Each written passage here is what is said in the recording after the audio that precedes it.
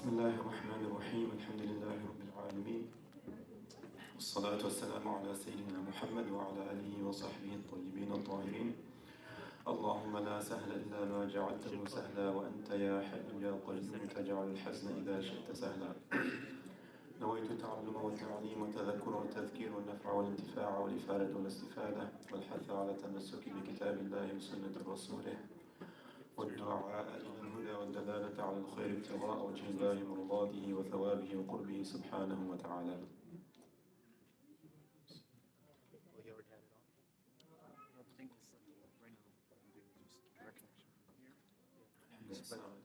Barakallahu feekum. So inshallah, this kind of setup we'll have hopefully in not too many weeks inshallah, because when the time shifts we'll be able to inshallah have breaks between the two sessions inshallah ta'ala. So jazakumullah khairan for being patient and listening and understanding, comprehending and absorbing inshallah what's being mentioned before you inshallah ta'ala. So what time is it right now? Okay. So inshallah we'll go for about maybe 40 minutes inshallah. Try to finish by 5:30 inshallah, approximately 5:35, to give time for breaks inshallah and so on inshallah ta'ala. So let's continue from where we left off inshallah. We left off, we're still in Surah Al-Fajr, alhamdulillah. So we spoke about last time that Allah subhanahu wa ta'ala, He reminds us of the people of the past, the nations of the past that belied their prophets and disbelieved in them. And so Allah subhanahu wa ta'ala made mention of the tribe of Ad, which is the tribe that Prophet Hud alayhi salam was sent to. And also Iram was made mention as well. And we spoke about how the scholars, they talked about there might be two Ads or one Ad, depending on how they understood the verse in Surah Al-Najm. And after that, Allah subhanahu wa ta'ala made mention of Thamud, which is another tribe that another different prophet was sent to. Prophet Salih alayhi salam was sent to the tribe of Thamud. And we spoke about how Thamud and Ad, they were people very large in size. Allah subhanahu wa ta'ala created them in a way that allowed them to build large structures and build homes in mountains and so on. And so they were almost like the size of Prophet Adam alayhi salam. We know that Prophet Adam alayhi salam, Allah created him in a very tall manner, and we would not find a likeness of that tallness, similar to that tallness, except when you come to the nation of Ad and the nation of Thamud. And Allah subhanahu wa ta'ala made mention of Fir'aun after that as well. And so what's common between Ad, Thamud and Fir'aun is that they were disbelievers. And they belied their prophet, and Allah subhanahu wa ta'ala sent a punishment on them because of their disbelief. And then following that, we come to the verse that Allah subhanahu wa ta'ala tells us, الَّذِينَ طَغَوْا فِي الْبِلَادِ. That clarifies it for us. That they are those who transgressed in the land. فَأَكْثَرُوا فِيهَا الْفَسَادِ. And they went far and wide in terms of transgression and disobedience to Allah subhanahu wa ta'ala. فَصَبَّ عَلَيْهِمْ رَبُّكَ سَوْطَ عَذَابٍ. And Allah subhanahu wa ta'ala unleashed upon them a great punishment. So Ad was punished by a very powerful wind, screaming violent wind that was sent upon them, that separated their heads from their bodies. And Allah subhanahu wa ta'ala destroyed Thamud as well. And Allah subhanahu wa ta'ala destroyed Fir'aun as well. And they were destroyed in many different ways. But the bottom line is that what these verses should remind us of is that Allah subhanahu wa ta'ala is the one who has a supreme, complete power over everything, tabarak wa ta'ala. So it's not the size of the person that gives indication of complete power, nor is it the intellectual power of the intellectual capability of a person that gives indication of complete power. It's not wealth that gives indication of complete power, nor is it lots of children or lots of belongings, but rather these are all created things that Allah gives to whomever He wills, and He takes from whomever, withholds from whomever He wills, tabaraka wa ta'ala. And so these nations like Ad, Thamud, and Fir'aun and his people, Allah gave them lots of endowments. But they did not use those endowments in obedience to Allah subhanahu wa ta'ala. They didn't even recognize that it came from Allah tabarak wa ta'ala. So how could they even have obeyed Allah with it? They didn't even recognize it came from Allah subhanahu wa ta'ala. Great example is Fir'aun himself. قَالَ أَنَا رَبُّكُمُ الْأَعْلَى. He said, I am your Lord. He said, I am your Lord. And he's the same person that, the scholars, they say that he wet his pants when Musa alayhi salam performed a miracle before his eyes. When he took his hands out of the pocket and he threw his staff, among other different miracles that were presented before his eyes. So someone like him is an example of transgression. He didn't recognize Allah tabarak wa ta'ala, nor did he believe in Him. And so we have to see these examples for what they are and remember them. And you have examples of such magnitude today as well. The likes of Fir'aun we have today, the likes of the disbelievers of Ad in terms of the way they transgressed. You have that today. The likes of the people of Thamud, the disbelievers of Thamud, and how they transgressed. You have the likes of that today as well. So متى نعتبر متى نتذكر. That's the question. When will we realize this and when will we contemplate? So we ask Allah subhanahu wa ta'ala for tawfiq in that affair, in that manner. And now the following verses, actually before that, there's the next verse which Allah subhanahu wa ta'ala clarifies this very meaning that was spoken right now, that Allah is very much aware of the transgressions that takes place. Regardless where it is, regardless in what form, regardless in what time, Allah Ta'ala is aware of it. قال Ta'ala in the following verse, إِنَّ رَبَّكَ لَبِالْمِرْصَادِ إِنَّ رَبَّكَ لَبِالْمِرْصَادِ. Surely your Lord is aware. Let's see if we can get a good meaning. Indeed your Lord, you can say indeed your Lord is in observation, or indeed your Lord is aware, He knows. So, إِنَّ رَبَّكَ لَبِالْمِرْصَادِ بأي معنى؟ بمعنى إحاطته بالعلم.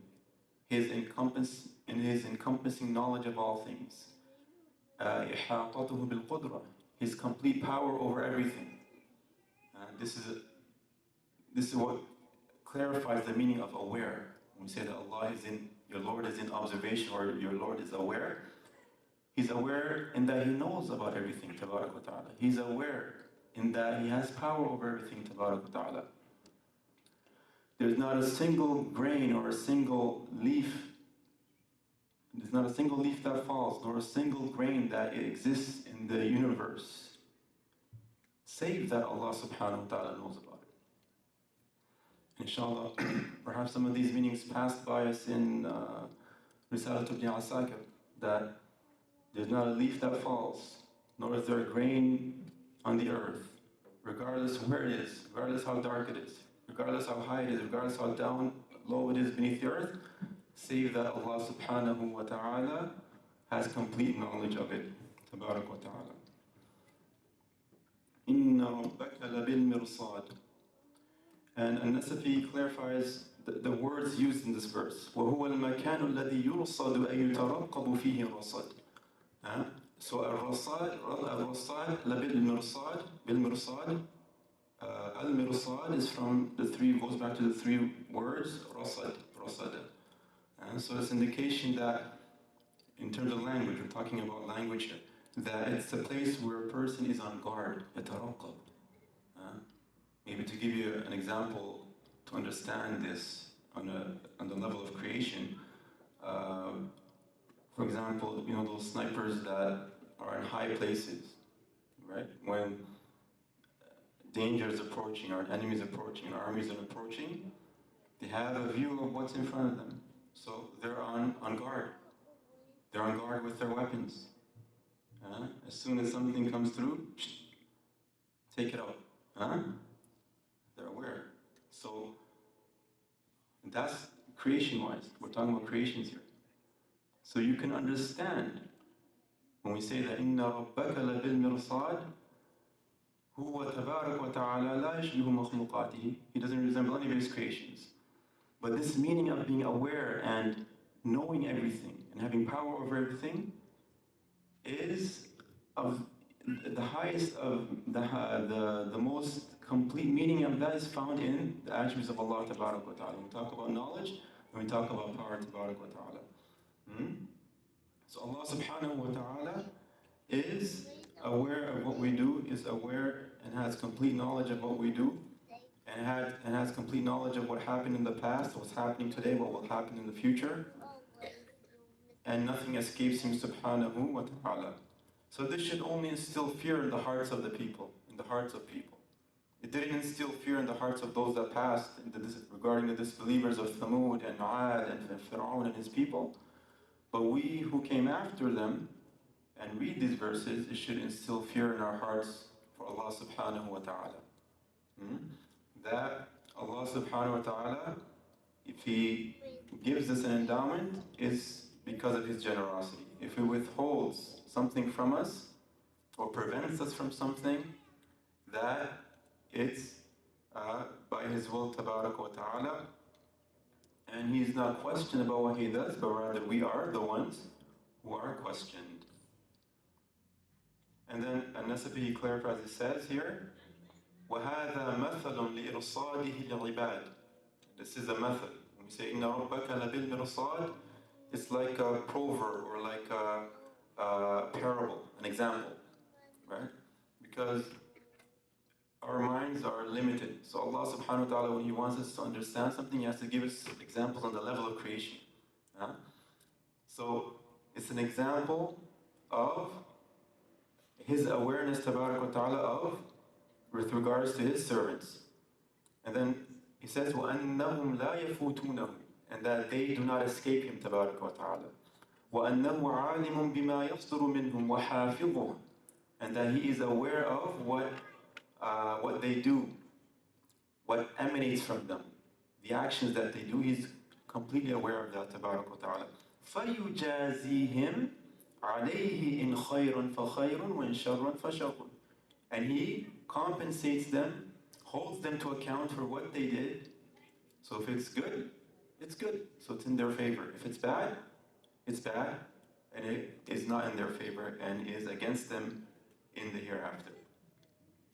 And now the following two verses further clarify that meaning. In the following two verses, Allah Subhanahu wa Ta'ala will tell us about the behavior of the human being in a general sense. قال تعالى فأما الإنسان إذا ما ابتلاه ربه فأكرمه ونعمه فيقول ربي أكرمن وأما إذا ما ابتلاه فقدر عليه رزقه فيقول ربي أهانن. So what does these verses mean? The first one, it means as for man, in the human being, when his Lord tries him, He inflicts him with a hardship, for example. He tests him. Allah Ta'ala tests His slaves. As for man, when his Lord tries him and thus is generous to him and favors him, he says, in the human being, he says, my Lord has honored me. Everything is going well. He has all the endowments. There's no hardships, no pain, no suffering, nothing. There's no issues. So what does the human being say in this state? He says, my Lord has honored me. I'm on top of the world. I'm doing great. Nothing's wrong. Everything's going fine. I've been honored. And what does Allah Ta'ala tell us in the following verse? وَأَمَّا إِذَا مَا ابْتَلَاهُ فَقَدَرَ عَلَيْهِ رِزْقَهُ فَيَقُولُ رَبِّي أَهَانَنِ. But when he tries him, meaning he tests him, and restricts his provisions, he withholds his sustenance, for example. And sustenance includes food, the clothing you wear, the belongings that you have that help you go from place to place and so on. All of this is under the word sustenance. But when he tries him, he tests him and restricts his provisions. He says, the human being says, my Lord has humiliated me. So when nothing's going his way, everything's against him. All the inflictions are coming his way. All the hardships are falling upon him. He's burdened. What does he say? He says, my Lord has humiliated me. So this is, of course, not the right way to think of things. But Allah gives us this example as a point of reflection. And one thing that we can take away from these two verses is that it's not the endowments or the blessings that Allah subhanahu wa ta'ala gives you that is an indication that Allah is accepting of you. In other words, you can't say that Allah gave me all these blessings and gave me all this wealth and gave me all these belongings, so then I must be accepted in His judgment. In other words, you can't say that Allah loves me because He gave me all these endowments, all these blessings. But rather, these blessings that Allah subhanahu wa ta'ala gives you is to test you. يختبرك, is to test you. أتشكر أم تكفر بمعنى كفران النعمة. Are you thankful or are you thankful or are you disregarding of His endowments? Or do you disregard His endowments and not thank Him? Which of the two camps do you belong to? Are you a thankful, grateful slave, or are you a negligent and careless servant? Which one of the two are you? It's a question we have to ask ourselves. During those periods in my life when everything was going well, my health was well, my wealth was doing fine, I had good wealth, I had people around me, everything was going well. Was I thankful to Allah subhanahu wa ta'ala? Was I grateful? This is where the question lies. So the focus is, how did you react to the blessing that Allah subhanahu wa ta'ala sent your way? And not, how much blessings did I have? It's not the blessings that raise or elevates your status with Allah ta'ala. Rather, it's what you do with those blessings and how you react when you receive them. Are you a thankful, grateful servant, or are you a negligent and disobedient servant? Right? It goes back to that. And so the issue is not that a person doesn't know, a person is not loved by Allah or accepted by Allah on the mere fact that he has a lot of belongings or a lot of properties or a lot of wealth or strength in body or health or the like. That's not what indicates your level of acceptance with Allah subhanahu wa ta'ala.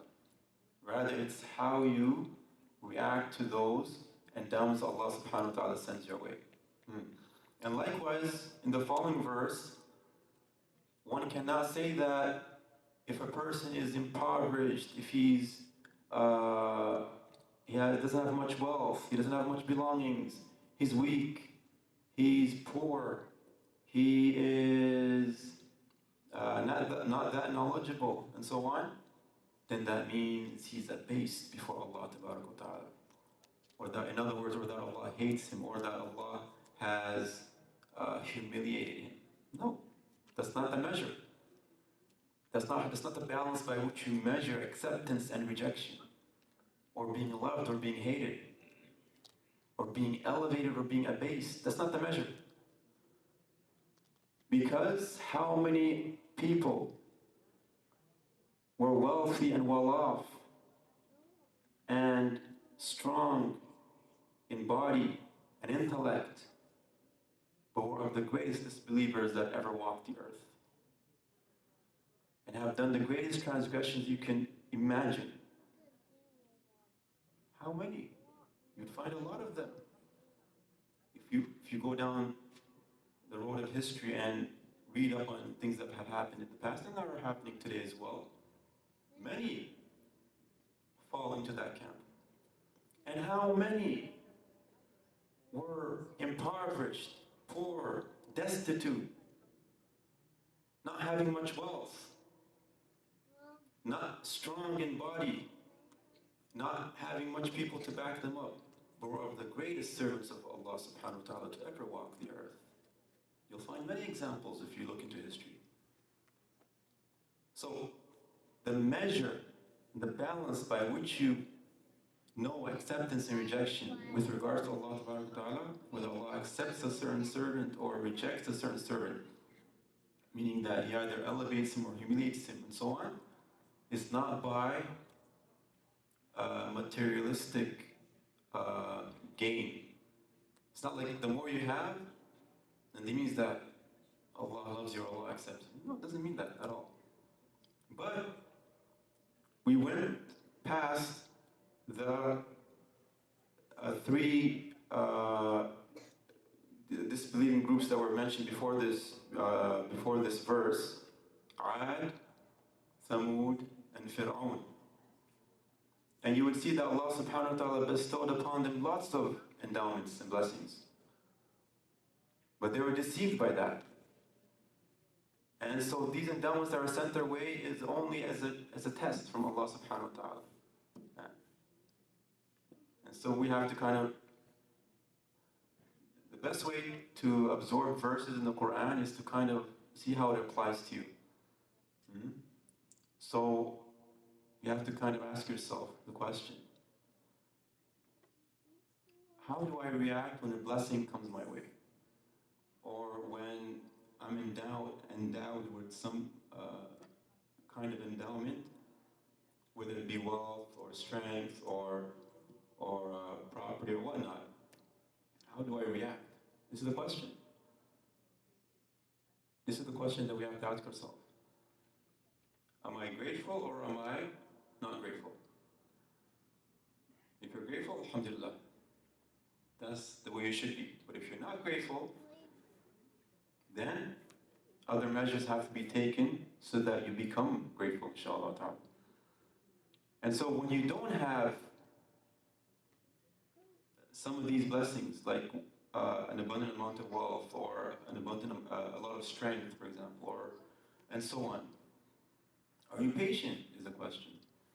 So Allah subhanahu wa ta'ala, what He asks us of is that we're grateful and thankful when He endows us with endowments and blessings, and we are patient when He afflicts us with hardships.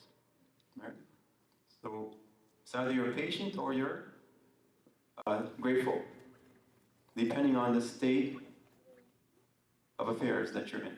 Depending on your state of affairs, it's either you're thankful for and grateful for your endowments, or you're patient and forbearing in regards to the hardships that have befallen you.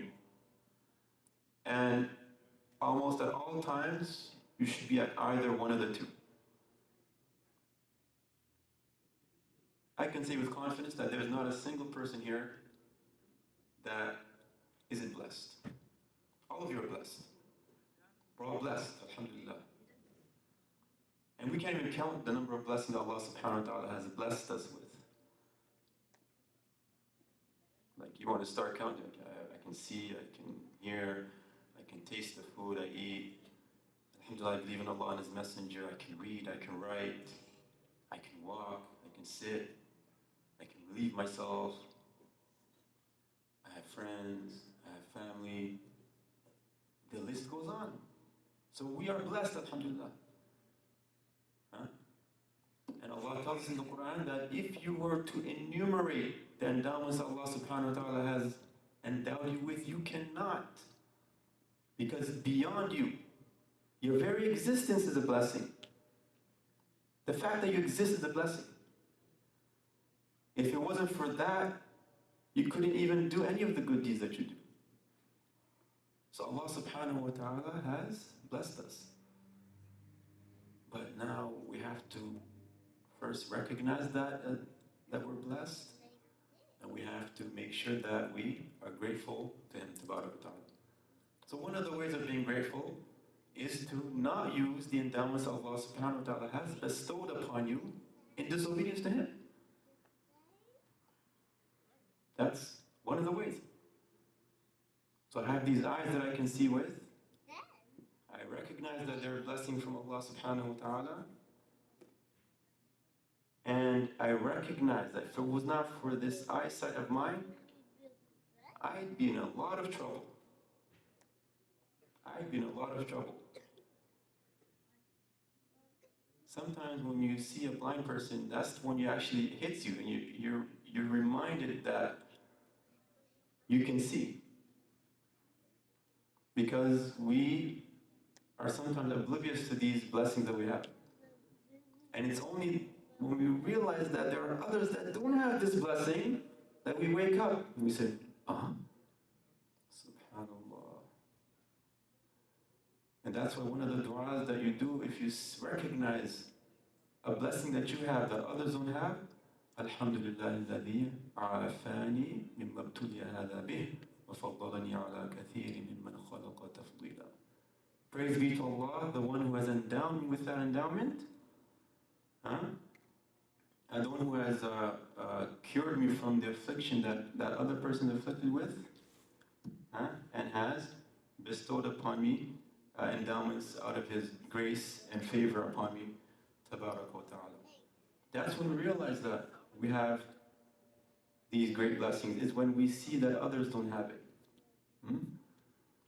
And ideally it should not be that way, but this is how the human condition. The human being needs to be reminded constantly. And the things that we see remind us of different things. The things that we hear remind us of different things. It's through hearing and seeing that we are reminded of different things that allow us, inshallah, to be elevated, inshallah, and to be grateful to Allah ta'ala, or to be patient in affliction that we are afflicted with. Likewise for health, for example. When are we reminded of the blessings of health, or the endowment of good health? When we visit sick people, for example.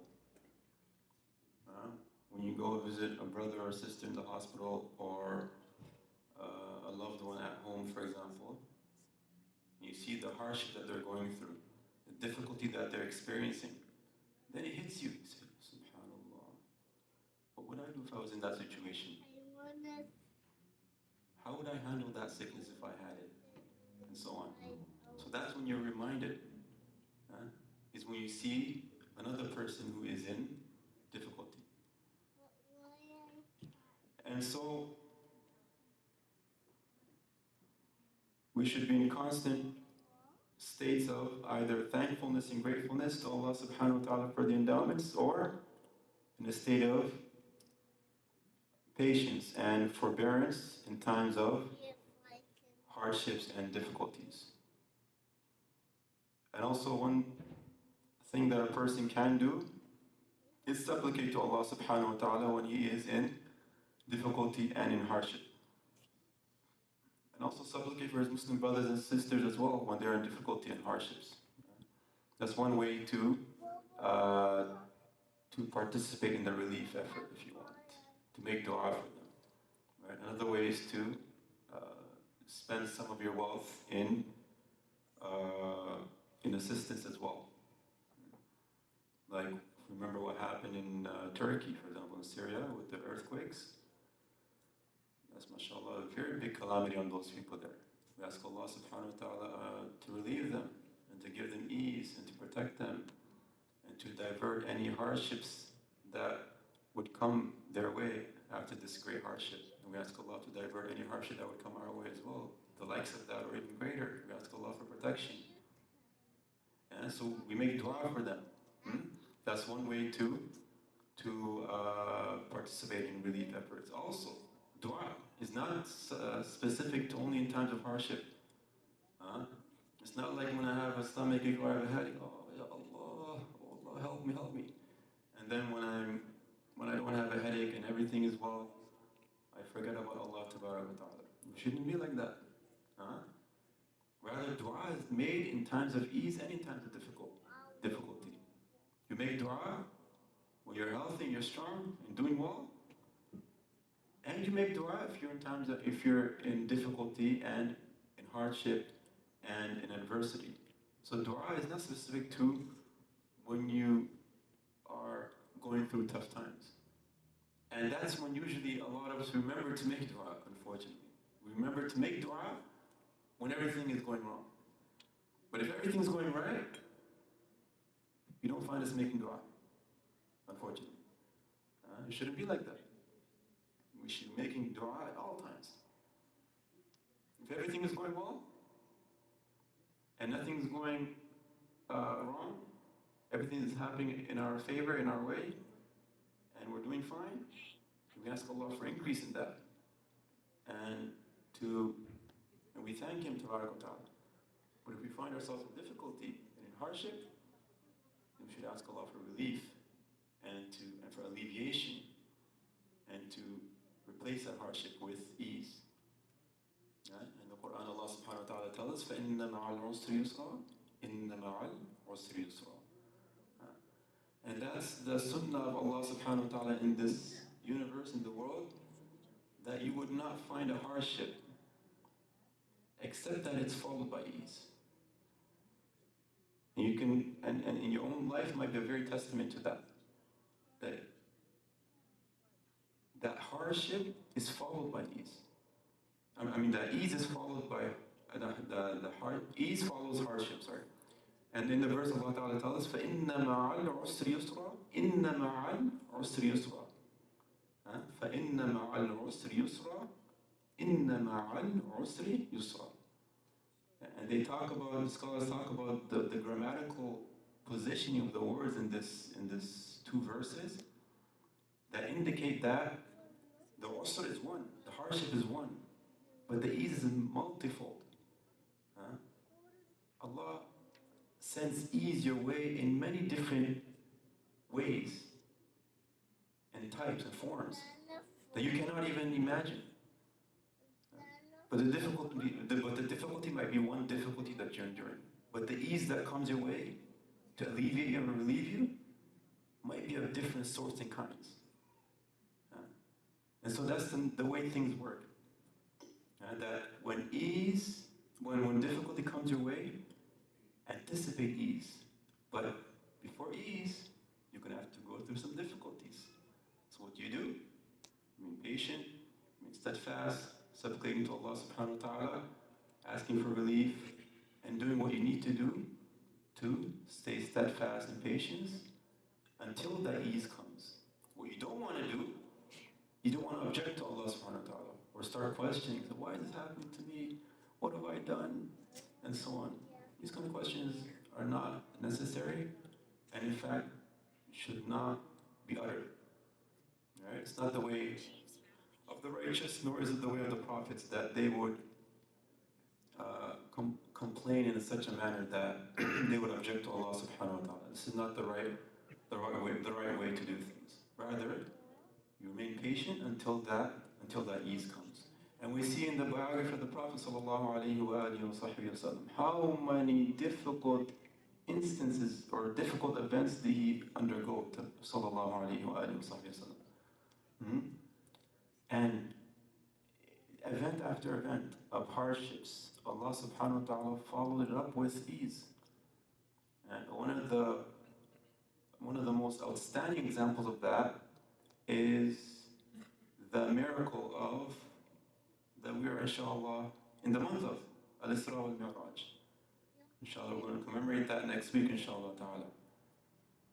But if we look at Al-Isra wal-Mi'raj, At the time in which it took place with the Prophet ﷺ, in order for you to understand what a great blessing and endowment and miraculous event and gift from Allah subhanahu wa ta'ala, in order for you to understand that, the gravity of Al-Isra al-Miraj, you're going to have to understand what happened to the Prophet before Al-Isra al-Miraj. Right? When you read his seerah, his biography, if you understand what happened to him before Al-Isra al-Miraj, of how his people went against him, he lost loved ones, his companions were prosecuted. He went through a lot of difficulties, sallallahu alayhi wa sallam, and then what happened? فَإِنَّ مَعَ الْعُسْرِ يُسْرًا. After difficulty comes ease. Allah subhanahu wa ta'ala sends him this miraculous event. He journeys to Masjid al-Aqsa. Then he ascends to the heavens and he sees what he sees. فَأَوْحَى إِلَىٰ عَبْدِهِ مَا أَوْحَى. Allah blesses him, sallallahu alayhi wa sallam. The blessing, the likes of which have not been seen. He's the best of all creation, sallallahu alayhi wa sallam. So you can only expect that he'll get the best from Allah subhanahu wa ta'ala. So this is an example of hardship that's followed by ease. And so this is what we can take away from these two verses. Allah subhanahu wa ta'ala is reminding us that if everything is going well and nothing is going wrong in our lives, and we have all the endowments, we have to thank Allah subhanahu wa ta'ala. And if things are difficult for us and things are being withheld from us, we're being prevented from things, and we're suffering or going through a difficulty, we should be patient. But we should remember that the balance or the measure by which Allah accepts a servant or does not accept a servant is not by materialistic gain. It's not by how much he has or how much he doesn't have. But rather is how he reacts to the amount that he has or the amount that he doesn't have. If he has an abundance, then what does he have to be? What does he have to do? He has to show thankfulness and be grateful to Allah subhanahu wa ta'ala. If he does not have much and he's lacking, then what does he have to do? He has to display patience and forbearance before Allah subhanahu wa ta'ala. This is where the focus point is how does the servant react to what Allah sends his way. The focus point is not at what is sent your way. That's not where the focus point. That's not where you should focus. You don't look at what Allah sends your way. You look at how am I going to react to what Allah sends my way.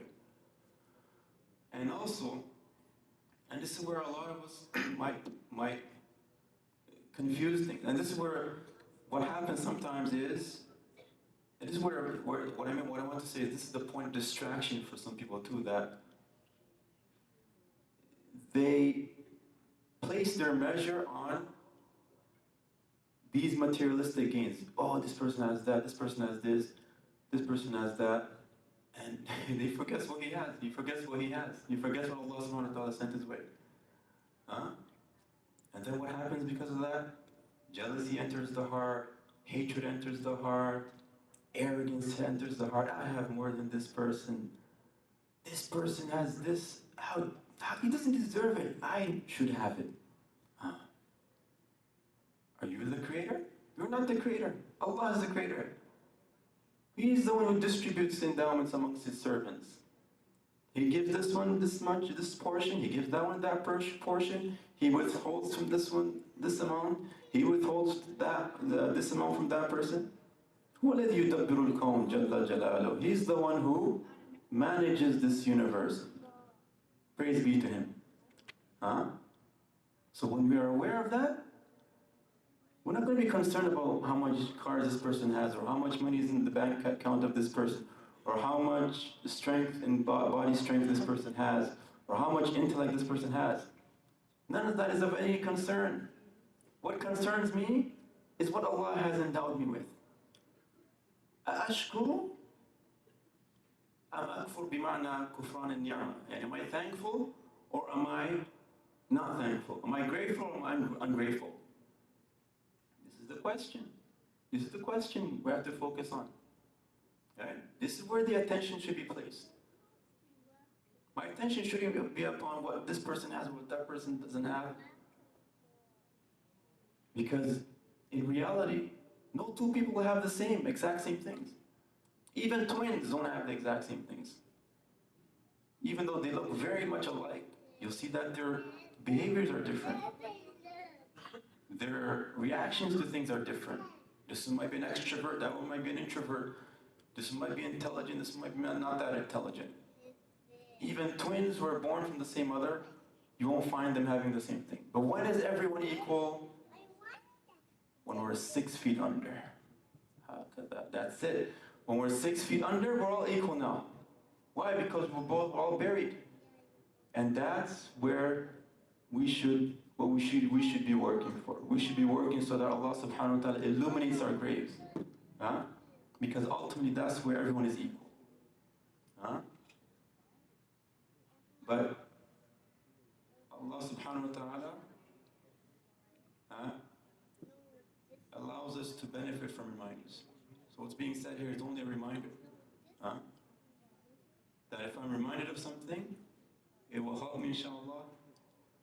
And we ask Allah subhanahu wa ta'ala for tawfiq. We ask Allah subhanahu wa ta'ala for tawfiq. To let us be among those, if they hear something beneficial, they benefit from it. I hope I didn't go too long here. Okay, 5:32, perfect. Okay, let's see. So,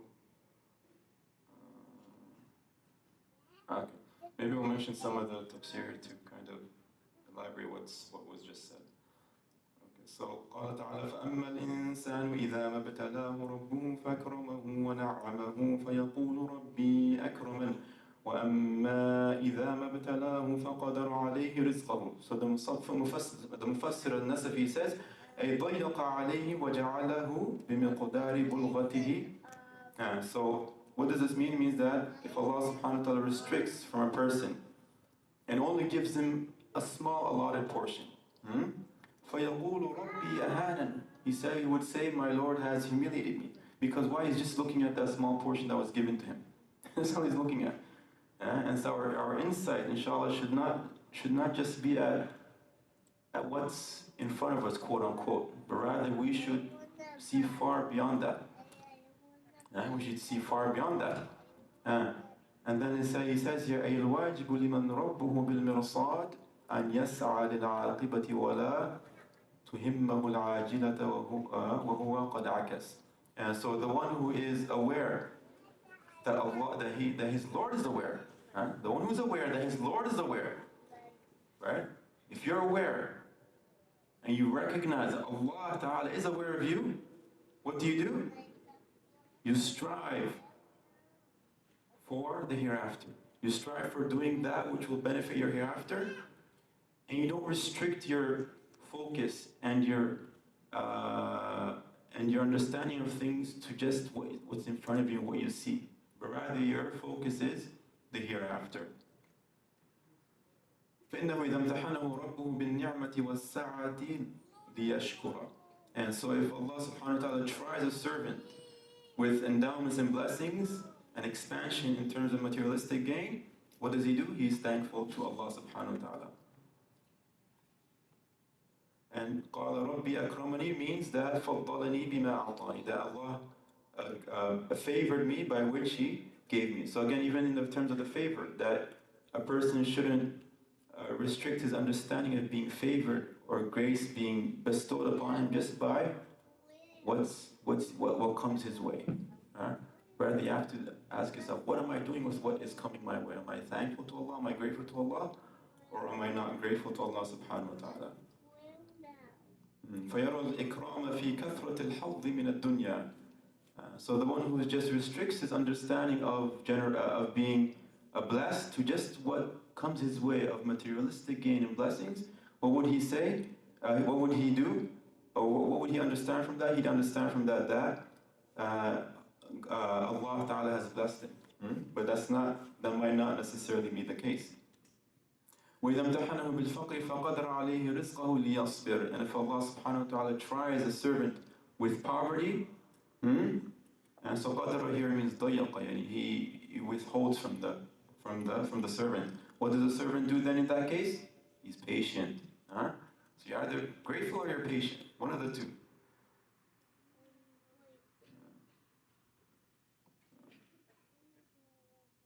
So inshallah we'll stop here for today, and we'll go on to the next verses next week, inshallah ta'ala, which kind of elaborate on this meaning, because the next verse Allah subhanahu wa ta'ala mentions specific things that people do by which they transgress and disobey Allah subhanahu wa ta'ala. Namely, they are not generous with the orphans, and they withhold food from those who need it when they have food and are able to give it to them. Some examples that are mentioned in the coming verse, inshallah, we'll leave that for next week. سبحانك اللهم وبحمدك أشهد أن لا إله إلا أنت أستغفرك اللهم وأتوب إليك. Okay, we have some announcements here before we take a break, and then we'll pray inshallah ta'ala.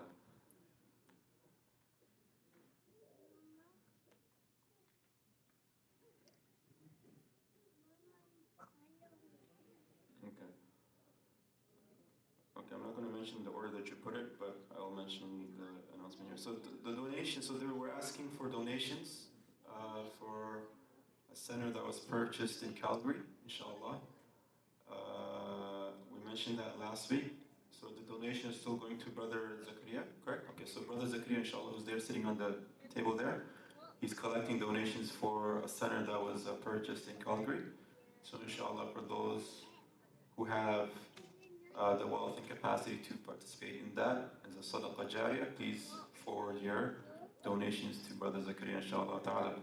And as a reminder again, we're celebrating Al-Isra wal-Mi'raj next week, inshallah, February 19th, Sunday.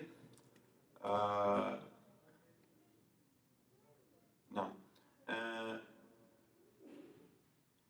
And also, we do thank everyone for their incoming donations of various forms and kinds and amounts. Jazakumullahu khairan. And don't worry, inshallah, Allah subhanahu wa ta'ala will replace whatever you gave in multifolds, inshallah ta'ala. And we did make dua for the brothers and sisters in Turkey and Syria, but we'll make it again, inshallah. And before we get to that, we're reminded to recite Fatiha for Sister Vildan bint Najat, Sister, sorry if I'm not pronouncing correctly, Damir ibn Muhsin.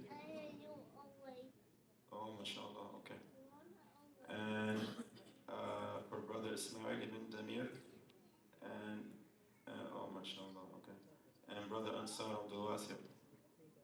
Okay, so all these are deceased, huh? 3 of them are rather family members of Okay, inshallah, Allah yarhamuhum, inshallah. And Ansar Abdul Wasi is sick or deceased as well, right? Yeah, Okay, so he's deceased, okay, mashallah, yarhamuhum. Yes.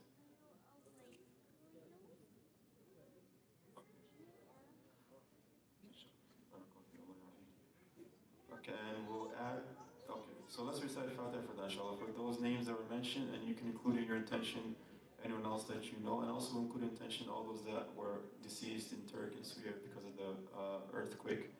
We ask Allah subhanahu wa ta'ala يتغمدهم برحمته وأن ينور قبورهم إن شاء الله تعالى. الفاتحة. بسم الله الرحمن الرحيم. الحمد لله رب العالمين الرحمن الرحيم مالك يوم الدين. إياك نعبد وإياك نستعين اهدنا الصراط المستقيم صراط الذين أنعمت عليهم غير المغضوب عليهم ولا الضالين.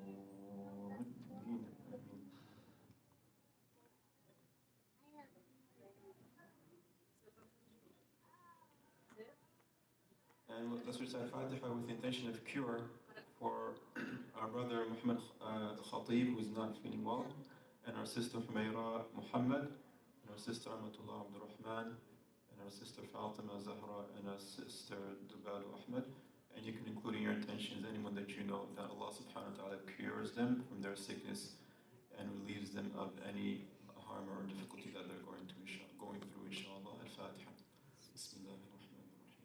Alhamdulillahi Rabbil Alamin. Ar-Rahman ar-Rahim. Maliki yawmiddin. إياك نعبد وإياك نستعين اهدنا الصراط المستقيم صراط الذين أنعمت عليهم غير المغضوب عليهم ولا الضالين. آمين. So inshallah, let's make some dua inshallah. Bismillah ar-Rahman ar-Rahim. Alhamdulillahi Rabbil Alamin. Wassalatu wassalamu ala Sayyidina Muhammadin wa ala alihi wa sahbihi at-tayyibin at-tahirin. ربنا آتنا في الدنيا حسنة وفي الآخرة حسنة وقنا عذاب النار. اللهم إنا نسألك أن ترحم إخواننا وأخواتنا في تركيا وسوريا الذين توفوا والذين تأذوا بسبب هذه الزلازل. نسألك يا الله أن ترحمهم وأن تغفر لهم وأن تيسر لهم أمورهم وأن تصرف عنهم الشر الذي يأتيهم وأن تصرف عنهم ما يؤذيهم برحمتك يا أرحم الراحمين. اللهم إنا نسألك أن تلطف بالمسلمين يا لطيف لم تزل الطف بنا فيما نزل إنك لطيف لم تزل الطف بنا والمسلمين يا أرحم الراحمين إنك على كل شيء قدير بالإجابة جدير. اللهم إنا نسألك خير ما عندك اللهم إنا نسألك خير ما عندك وأن تحفظنا بشرور أنفسنا. اللهم إنك عفو تحب العفو فاعف عنا.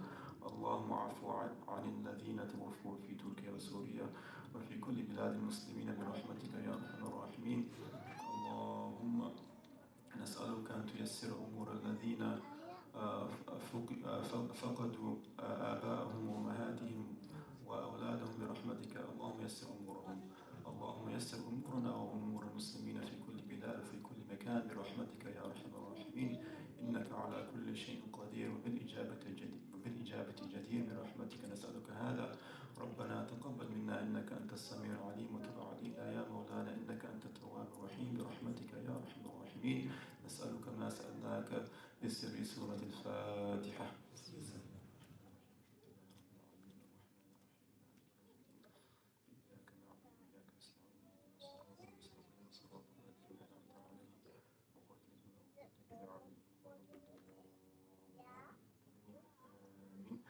Say La ilaha illallah 3 times and also on the Prophet 3 times.